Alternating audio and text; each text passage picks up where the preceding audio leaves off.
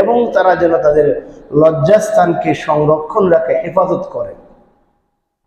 দৃষ্টি যদি আপনি নামাতে পারেন, আপনার লজ্জাস্থান সংযত থাকতে বাধ্য। এটা আল্লাহর কোরআনের বর্ণনা। যালিকা আযকা লাহুম, এটা তাদেরকে অতিমাত্রায় পরিশুদ্ধ করবে।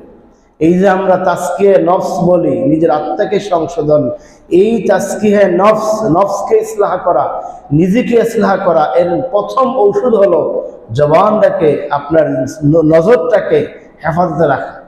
রাখতে পারলে এই অশ্লীল কাজটা, কোরআন ঘোষিত অশ্লীল কাজ, জেনা, এই কাজটা ওই ব্যক্তি দ্বারা হবে না। ইন্নাল্লাহা খাবীরুম বিমা ইয়াসনাউন, তারা যা কিছু করে না কেন, এই নজরের দৃষ্টিভঙ্গি কি, কোন খেলে কোন দেন নিয়ে সে পরনারীর দিকে তাকালো, এই বিষয়টা আমি আল্লাহ তাআলা জানি, বলেন সুবহানাল্লাহ। যে কোন দৃষ্টিকোণ থেকে সে নারীর দিকে তাকালো, এটা আমি জানি। সুতরাং